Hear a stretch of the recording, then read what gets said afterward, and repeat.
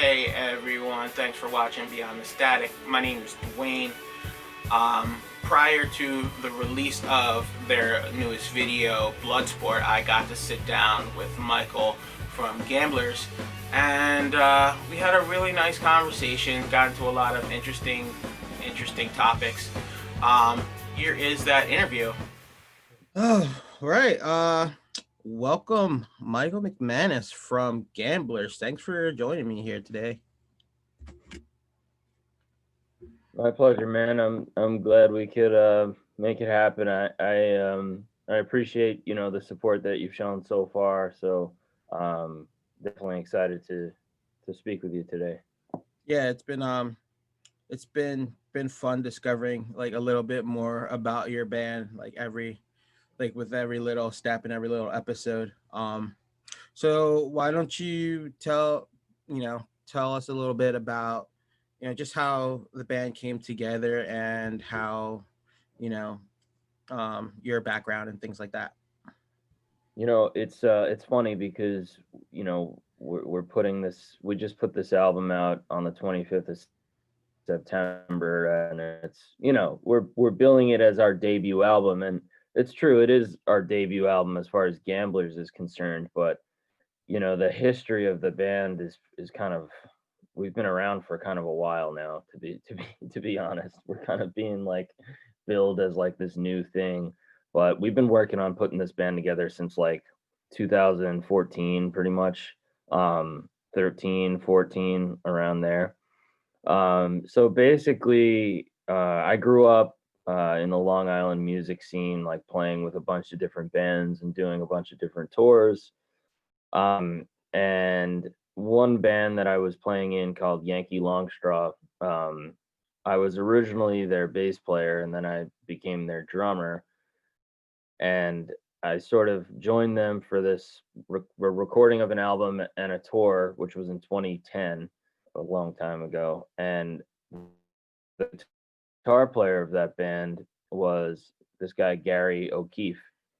And we became really good friends in that band. And when we were on tour that summer, we had kind of discussed starting like a little side project. And that side project got more and more serious. And we ended up wanting to kind of, you know, put a band together around it. And that was sort of the formation of Gamblers. As far as like my background goes, I've also done a lot of hip hop production. I've done a lot, been involved in a lot of different bands, like I mentioned, and yeah, like putting this band together. The idea was always sort of like using all our experience that we've had to kind of do things, quote unquote, the right way, and we wanted to give the songs in the album like the biggest platform we could try to find for it. And through that process we went through, put a team together as far as like management goes and shopping labels, and it was a really long process. And throughout that process, it's very grueling, and it's very emotion it takes an emotional toll, without kind of boring you with too many more details about that process. Some of the guys that we put together around, that we put into the band ended up kind of, you know, quitting and wanting to do other things just because our goal was kind of so ambitious that, you know, it's hard, and it's not an overnight thing. I mean, like, we just put this record out and we have physical distribution. We've been getting, some decent press. We're charting on a bunch of different radio charts. Things are happening, but and it's funny because everyone, like I said, we keep being referred to as like a new band or like, our debut record. And it's like what people don't see, obviously, is like the years of struggle behind the scenes. So that's why, I kind of talk about it because I think it's important. I don't want people to get this idea that, oh, you just start a band and then things happen. And it's like, no, man, like we eventually we eventually signed a deal for physical distribution. Now we're not just out digitally, but we're in, stores, which for me was important. But yeah, I mean, it was such a battle, man, you know? And like I said, a lot of the people that we started with in this band are no longer with us just because of the length of time and how tough it is, you know? So that's a very long-winded answer, but I wanted to make sure I kind of get everything in there because like I said, I do think it's important for people to know that this isn't just, you know, hey, I want to start a band and like I said, poof, you know, things happen. It's a long, long, long grueling process. Yeah, I understand that. You know, being like having some experience in that area myself takes a long time to like to finally get something out that you can say like, oh, I did this. It's finally my name. Like my music is somewhere like other than like my bedroom. Um, so Yeah, exactly. you mentioned being in stores. So I saw it seemed like you guys did like a heavy push for Record Store Day. Um, and you know, obviously, I think that fits your aesthetic very much from the videos that I've seen. But it almost seems like I saw the poster. It almost seems like you like promoted it as like a tour. Is that like was that like intentional? Like being as though like in this time like we can't like nobody can really tour due to you know all the events of the world. It's funny that you picked up on that because that what we were looking at different tour posters, um, and we wanted to kind of, you know, put something together that, you know, was getting the word out about where you could find the record. Um, and so yeah, the idea was kind of to make it to kind of set it up like a tour poster. So that's cool. You're the first person who actually commented on that and noticed. So, but yeah, that was the idea. Nice. Yeah, I think that's super smart and clever. You know, it's like, oh, we can't tour, but like here's where you can find our physical record because like Exactly. there's not a lot of Exactly. physical releases anymore. So like that's like that was in my opinion like a really like ingenious like strategy. Well, thanks, man. I mean, Um, you know, sorry, I didn't mean to cut you off. no. Go ahead. Oh, I was just gonna say, I appreciate you saying that. Yeah, I mean, there aren't really a lot of physical, you know, on a band like on our level, it doesn't seem like there's a lot of opportunities for physical releases, you know. But that was very important for us, and like when the deal with symphonic distribution became a reality, we were kind of pushing internally to make sure that physical was in there.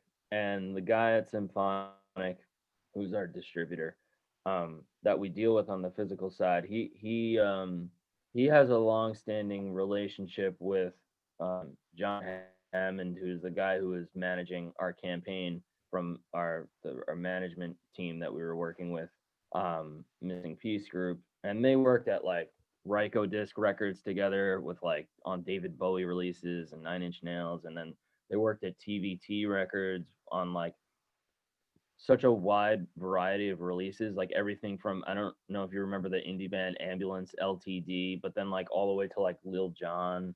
So like they have a real rich history of you know working at labels and knowing what they're doing. So having those guys like behind our band and like this release was like super exciting, you know. And then so yeah, it's just like constant conversations about, you know, like you said, nobody's touring, nobody's traveling, so like what are some things that we could do. And then for like retail, we did we struck a deal with something called the Coalition of Independent Music Stores, and you know they have a very you mentioned Record Store Day. They have a very strong relationship with all these independent retailers, and that's why we actually decided on the date of September 25th was like the second Record Store Day drop this year. They broke it up for in 3 days this year because of COVID. I think because of COVID. So yeah, like it's just about trying to kind of like maximize our potential exposure at retail during this time. We did like a little interview spot with Looney Tunes Records, who's stocking our album. They're kind of like our local record shop on Long Island. And then, just trying to do different interesting things. Like we started this live series, excuse me, live stream series on Instagram that we've been doing every week. We're filming a live concert in like a week and a half next Friday. So we're just trying to do different things, man. So, what's like the response been to the live stream series? Because I've noticed that a lot of bands that I've interviewed during the pandemic have kind of been shying away from that for whatever reason. And I think personally, I'm like, you know, it's if you can't get out to a physical um venue, like this would be the best way, and you could probably reach more people across the world and the country than you could just playing hopping venue to venue anyway. Yeah, I mean, on the one hand, I totally understand like the sort of like live stream fatigue, if you will. I mean, let's be honest, we're 6 months into quarantine now. So I get it. And to be honest, like I didn't want to do a live stream where it was just like, hey, look, here's me playing my guitar. Here's me like doing a song. It's like it's been done before. Like who needs, I guess that's interesting to some people. And like I said in the beginning, maybe that was interesting, but I understand, like, again, that like fatigue factor where it's like, why, you want to do something that's a little bit more compelling, I think now. So that's why, like, with this live stream series, we're not even playing music. I'm basically hosting a podcast on our Instagram channel every week and just interviewing different interesting people, whether they're artists or, tonight I have a podcast host on. A couple weeks ago I had a voice actor. It's just different people, so it just breaks up the monotony a little bit. And I think it's just been a way to kind of not, it's funny, it's not even about necessarily getting the word out about the band. Like some shows like will barely even mention the band. Like it's just, again, something different to do. And then as far as like performance wise, I mean, again, like how interesting is it to see yet another live stream or yet another video of a band in their studio sort of doing their thing? Like it's been done for months and months at this point. So we're actually shooting something at a theater out here on Long Island, and we were talking to them and we're like, hey, like we just want to come in, we're going to bring 3 cameras, shoot from different angles, and we're going to put it up on YouTube and put it up on the theater's website. We're going to do kind of like a co-hosting thing. And you know, that's that's kind of all you can do at this point. Luckily we also just put the record out, so we have more videos coming and more, more stuff to kind of promote. But it's a struggle to figure out, how to navigate it. But again, like everyone's dealing with this. So Um, so yeah, so I understand that where that fatigue factor. So do you think that videos are going to be like the newer way of do you foresee like more music videos coming for like other artists as well as yourself? Like I know you guys have like Small World and Do I out right now. Um, do you think that's gonna be until this is over, like just bands recording more, making more videos as like in place of their live performances? well, you know, it comes down to kind of two things, right? Like obviously, the more compelling and creative you could make your video content, the better. But you know, the the other end of that is the financing, you know. I mean, look, to make the videos that we've made, it's a pretty serious financial commitment. So, you know, I will we will we be able to do that kind of like, you know, forever? No. I mean, you know, it's luckily before this shit even happened, and getting back to how it was a certain number of pieces of content, because we've just, like I said, been building it for years. But I mean, listen, it's something that I think about, you know, because you know we have more videos for this Small World album, but then when we go to make our second album, we're gonna have to come with at least the same amount of quality, if not more higher quality. You know, we can't take a step back now. You know, it's like the stakes get raised. So it's like, okay, we put this record out, we're in stores, you know, we're getting like this certain level of press, we're getting this certain level of radio, we have these music videos, but you know, I want to build upon that, of course, naturally. You know, otherwise, kind of why are you in the game, right? Yeah, that makes a lot of sense. That's kind of what I'm dealing with behind the scenes. Like, oh shit, how do I capitalize on this now? You know? I understand like that, how, the stakes get raised and like you definitely Right. don't want to take that step backwards and I Exactly. mean, because that's probably a lot more detrimental than anything. Um Yeah, I mean, you know, especially we get an opportunity like this with Symphonic, and you know, we want to come back and build on it. I saw mention of a follow-up EP. Um you want to talk a little bit about that, or is that something that's not really on the radar yet? No, I can talk about that. So it's funny because we were originally thinking of it as the next album, and then because of these issues of, like, you know, with Spotify and YouTube and just kind of the marketplace, if you will, at large, it's like you're expected to release content on a, you know, a pretty consistent basis now. So I was thinking, like, boy, it's going to be really tough again financially to kind of follow up this record with another full on, full scale release of a new album with videos and with, you know, distribution, blah blah blah.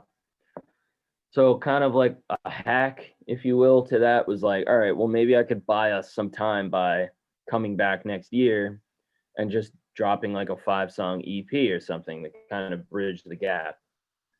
But since that time, and since I probably said that on that interview, I'm now back to, like, I think it's an album. So I don't I don't think we'll be doing that. I think we'll just probably be releasing another album. I can't say when, but if I had to make a make a you know realistic guess, it would probably be, what's it now, October. We just put the album out last month. Maybe like the top of 2022, or the fall of 2021. But again, this is predicated on like me figuring out the financing. You know, hopefully a label gets involved. You know, it's not out of the question, and we've already fielded a couple of inquiries, you know. But again, and I know this from building the band to this point, you know, there's so many conversations that just end up being dead in the water, you know. And there's so many, you know, you don't get as excited about like someone emailing you from a label. You're like, okay, I've been down this road before. So it's like, if someone wants to get involved, we're not against it, but they're going to have to like bring some capital. That's not a word. Excuse me. Some capital to the table, because I can't bear the financial burden myself anymore, because you know, it's just not sustainable for like living a life. Yeah, absolutely. Um so the album Small World. Yeah. Um, I know I sent you guys the review that I wrote on it, and definitely I think my view on it like was a little bit different than what you guys were, I don't want to say going for, but like so for me coming from that like post hardcore pop punk world, and at the time I was like kind of trying to expand like kind of the horizons of the band of the podcast a little bit, and you know, I'm really glad that I did that. So you know, obviously I came with all these references that I'm sure like weren't even on you guys radar, but like it's just something that you know I knew just you know from my experience. So what were really like a lot of the influences behind the album itself, and like what were you guys going for, like what was your intentions with the album? Yeah, well, it's funny because I definitely got that response because I know I reposted your review and I posted it to our social media, and I know I remember seeing some comments where they were like, "Whoa, like, where did that come from?" And like for me, that's interesting, you know, like a lot of times with press, and we've been lucky with this like recently because I feel like we've gotten like the most thoughtful press that we've ever gotten in like the last month or so. Like where I feel like people are actually listening and actually taking their time. But so, and I'm sure you've seen this, like so much of the time with like press or blogs is like they end up just kind of like reposting the press release, or they're kind of just like regurgitating things that have been said 1,000 times. So even like with your review, where there might have been references that are a little like haven't been used before for us, like to me, that's totally cool and interesting. You know what I mean? So, and also just thank you for taking the time for reviewing it. Of course, appreciate that. As far as like direct influences, I could speak to like my personal influences, which are primarily like um, strong melodic bands from like the pop, rock sort of world, not pop punk per se, but like maybe like the Beach Boys, like a pop band, Frankie Valli and the Four Seasons. But then like you get into like the Clash, the Ramones, Gorillas, and then just you know more hip hop based influences. That's my sort of side of the scale, and then from my partner on this album, Gary O'Keefe, who's no longer in the band. um he comes more from like the singer songwriter kind of Americana side of things. um he's like a big Bob Dylan guy and like Townes Van Zandt and things of that nature. um So yeah, I mean, having said that, first and foremost, like when we're going in there, we're kind of just, you know, it was very much a studio project where we're kind of throwing things at the wall and just kind of, getting in there and seeing what happened. There was a few songs that were written beforehand, or I guess, sort of on my own and brought in. But for the most part, it was a pretty organic recording process and very sort of almost like without a specific goal sound wise. So like I said, like the what's the next single going to be? I think I heard you mention that you're going to do another video.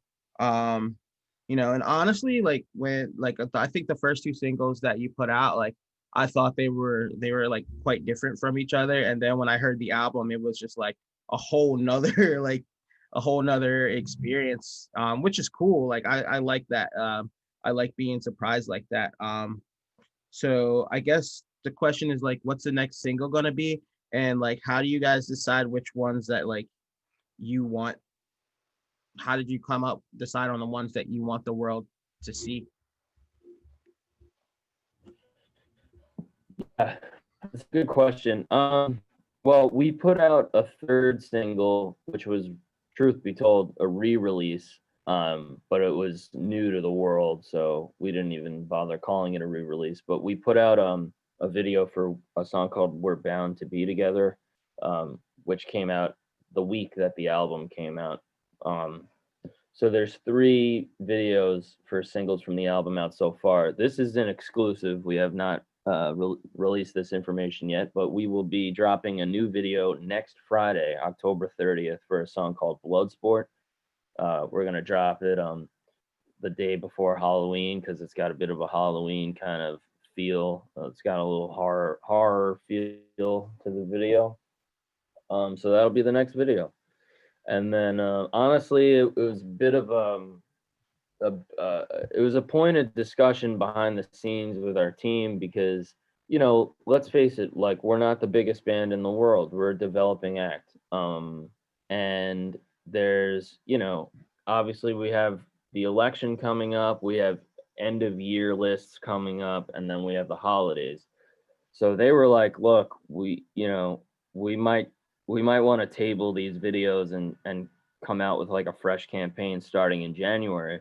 And we're going to do that, but we wanted to release one more before the end of the year, and it ties into Halloween a bit, so we're gonna pull the trigger and put it out on October 30th. But then after that, you know, we're not gonna put any more like full-fledged videos out in November or December.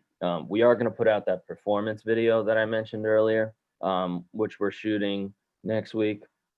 So yeah, I mean, and then as far as like what songs get chosen to do the video treatment, I mean, I'll be honest, like as I mentioned, like the band kind of a lot of the guys in the band kind of are not here anymore, and I basically have a full new lineup.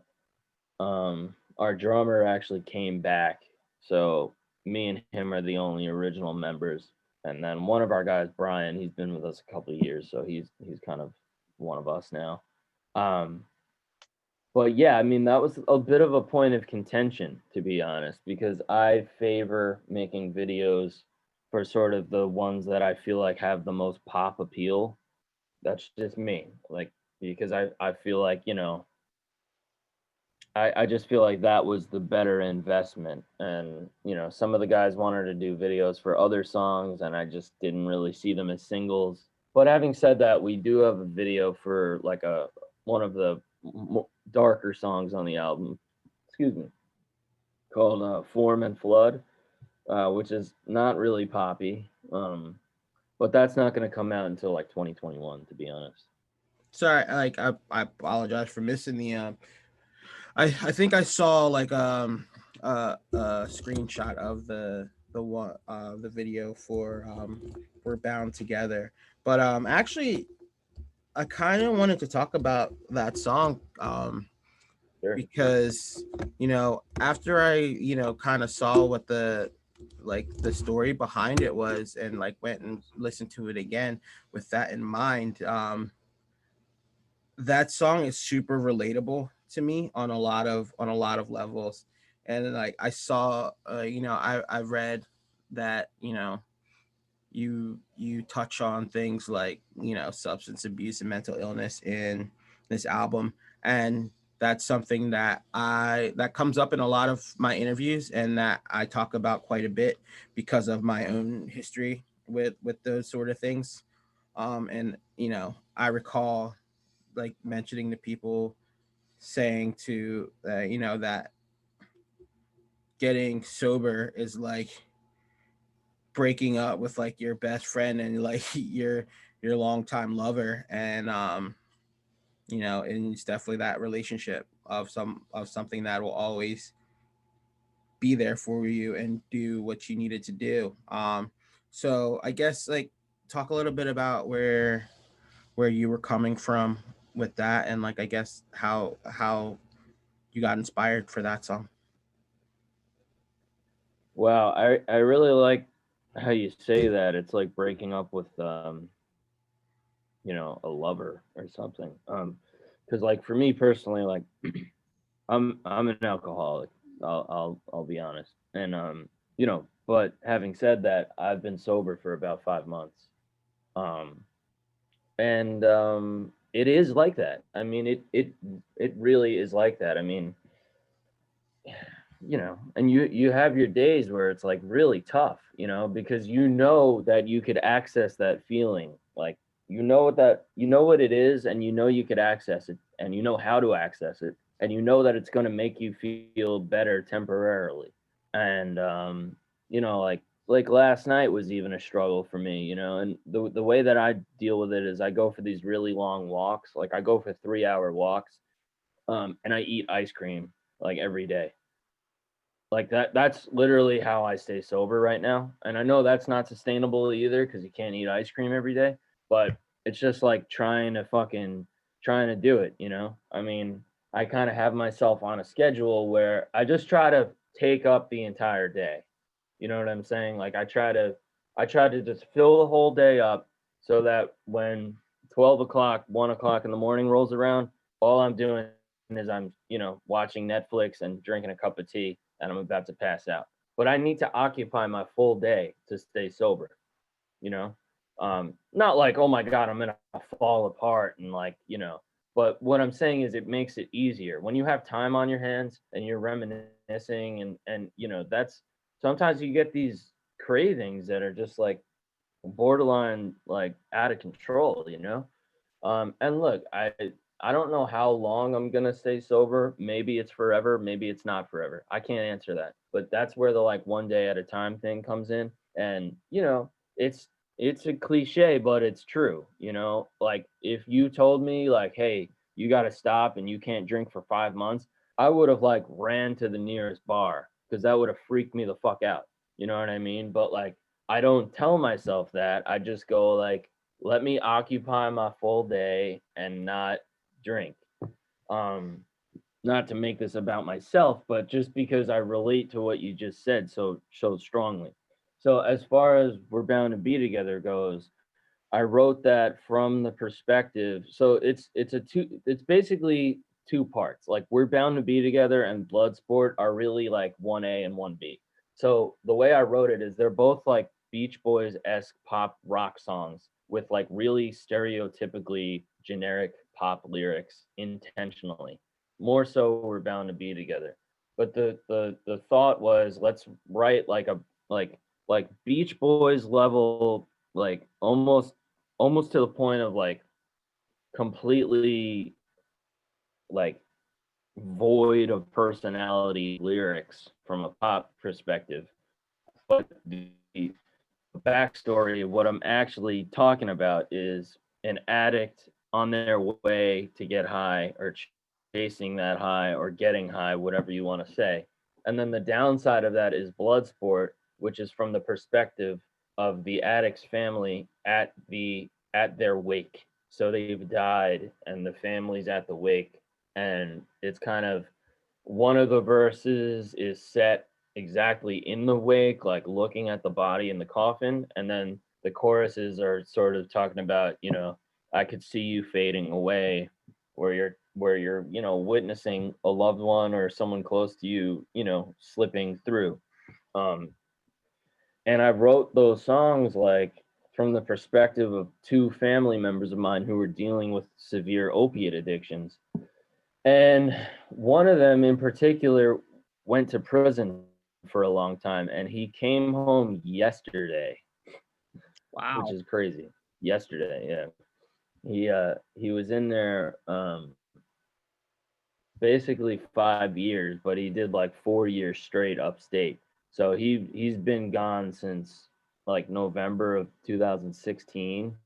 But he was really gone before that too, because he did basically a year, like, in our local county jail, and then he got basically sentenced to prison. So he went upstate, and he was at like two or three places upstate. But he literally came home last night. So I might see him today. We were supposed to maybe watch a football game or something, but I have a live stream tonight. But I might go check him at some point. So yeah, I mean, this shit is like real to me, you know what I mean? And, like, um again, I don't know why, but for whatever reason, it's almost like, and I've said this elsewhere, but it's true, where it's like sometimes I want to take like serious subjects and put them into these pop songs because it almost justifies writing a pop song for me, where it's like, hey, I'll write a pop song, but it's got to have like this real thing behind it. I can't just like write a pop song that's like just on its face like bubblegum bullshit. You know what I mean? Yeah. I know, like, so some of my favorite bands, actually one's from your area, like Bayside, like they do that. Like their songs sound really upbeat, but their lyrics are like, wow, this dude's been through some shit. Like, and like Alkaline Yeah. Trio does like the same thing, a lot of dark lyrics, but a lot of like upbeat, like pop and like pop punk influences. It's actually kind of my Yeah. favorite melding of of Yeah. things. Well, that's cool. I don't know the Bayside guys personally, but I know that they're like I have some those guys are like a generation older than me. Those guys are like 10 years older than me, but I know a lot of the people like involved in that whole thing. Like my buddy Sal was in this band called The Sleeping, and then like there's a band called you probably heard of Glassjaw. Yeah, dude, Yeah, I like love the sleeping too, to be honest with you. yeah. Yeah, I'm a I'm Yeah, a big fan of Sal's them. a good dude. Sal's a good buddy of mine. Then there's then there's Glassjaw, of course. Then there's like brand new and all that shit. But I didn't know any of those brand new guys. I know Daryl. I know Daryl. Actually, our guitar player Jimmy, he was in a band called Edison Glass. They were pretty What? big. And you know Edison Glass? I love Edison Glass. I am such a big fan of Edison Glass. Yeah, our Gambler's guitar player is the guitar player of Edison Glass. Dude, that's so dope. I'm wow. That just blew my mind. Wow. That's crazy. I love That's that band awesome. so much. Really? Yeah. I That's still cool, play man. I still like jam out to their albums to this day. I will have to tell him that. Yeah. See, Yeah, it's definitely pass it's it on. funny how like it's funny how, no pun intended, it is a small world, like the music community. Yeah. Yeah, dude, like wow, like that's like all of those bands that you were naming, like I like that's why I said like I come from that background, um like Brand New is like my favorite band. Like Deja Entendu came out when I was a freshman in college. So it's Yeah, like, and now I'm 35, so it's like I kind of came of age with a lot of those bands, like my early time doing college radio. Like we played a lot of that stuff. And yeah. it's just kind of like that's kind of the era that I'm stuck in a lot of ways. It's funny because Jimmy, our guitar player, like he's such a down to earth guy that like you wouldn't necessarily know that he was in like this big band. But he'll just like I just like casually we were at practice the other day and I was like, man, Paramore, like I was listening to like Paramore's last album. It's actually really cool. Like the album they put out, it's like kind of got like a disco feel. And he just like was like, yeah, of course I know. Yeah, I know Paramore. Like that their guitar player Taylor was like obsessed with Edison Glass. We had Thanksgiving with them one year while we were recording in Nashville. And it's just like you just forget that like because he's such a cool dude that like he doesn't wear that on his sleeve like yo I did X Y and Z, like he's not like that. So it's just like funny, like I just mentioned something and he's like, not only do I know them, I fucking had like Thanksgiving with them, just like. But yeah, man, that's like the music game is crazy, like. And that's also like there's so many ups and downs too, like you could have these crazy wild experiences, like for instance this is not like to talk about my accomplishments or like toot my own horn. It's more to talk about that up and down dichotomy of like how crazy it is trying to be an artist. But like, I've been on stage with like Jizza from Wu-Tang, like in front of a sold out fucking house. And then like the year later, I'm on Long Island working for a catering company, like delivering food to like some family, who, you know, I mean, you know what I'm saying? Like, it's just like Yeah. it's such a mind fuck in a way. Yeah, But I get I it. don't know, man. I don't know why we do what we do, but It's because we're here. there's nothing that feels better. Like Yeah, that's why. Like, exactly. I was advised, like, when I started the podcast, and I still wanted to make music. They were like, focus on one, and I couldn't do it. And Yeah. so, but I'm not ashamed of that at all. No, Um, man. this is so that's crazy, because I was gonna talk about, like, I was gonna bring up, like, I saw some of your accomplishments. Like, you're pretty like you pretty successful in your own right. Saw the Meek Mill collaboration, and, like, being in Philadelphia, I know that he's huge here, and, like, all my Philly Yeah. people would love that. The thing with Anthony Bourdain's Parts Unknown had songs on Viceland, but, like, and now you sit on stage with Jizza, like, yeah, how so I guess it's I was gonna ask, like, what's the difference, like, in like going from that to, like, kind of building a band to from the ground up, but you know, Well, yeah, I mean, it's so the whole reason I thought I could do Gamblers, to the level that I wanted to do, on this ambitious level of kind of like, putting out music in a real way, um, was because I had that experience with hip hop. So I mean, I started from kind of like a DIY, like, going on tours and sleeping on, people's floors and not having success. And then I started when I was in college, I got into making beats, and I kind of like ran with that for a number of years.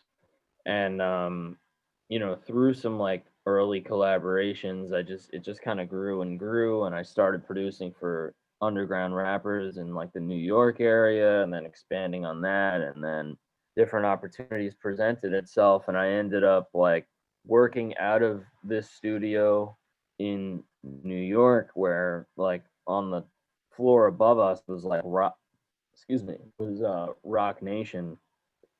And just from being in that building, I would like talk to people, and I would, opportunities came, and I ended up getting some session work that way. And one of those was on a Meek Mill project, and then just from kind of grinding in the New York like hip hop scene for a while, like, without name dropping too hard, like I was around when like Run the Jewels was like forming. Like I talked to LP like when that was happening. Like I was privy to like I've been with LP where he's like playing music off of his phone. And he's like, "This is my new project with Killer Mike," you know. So I was around that shit. Like that's how I started working with Heems and stuff. So I mean, having those experiences, like it kind of gave me a boost of confidence to be like, I could now pivot, still be involved in hip hop, but now I know how to sort of navigate the world of the professional music world, for lack of a better term, within a band context. So that's kind of like that's why I always talk so much about the hip hop stuff, because without that experience, like I'm not here with Gamblers, I don't know how to do anything that I'm doing with Gamblers without that experience. I get that. I get that. Yeah. Um,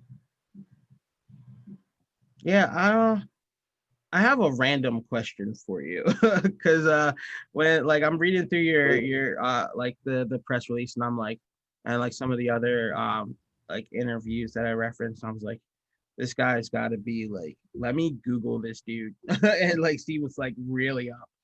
Have you ever Googled your own name? There's some interesting stuff that comes up when you Google your name. Well, I know there's a Canadian actor or something like that. Yeah, there's a Canadian actor, there's an American actor, there's a genetics lab, a post-hardcore, or like a pagan hardcore singer, a UN speechwriter. Yeah. Like, yeah, it's really interesting. Really? Yeah.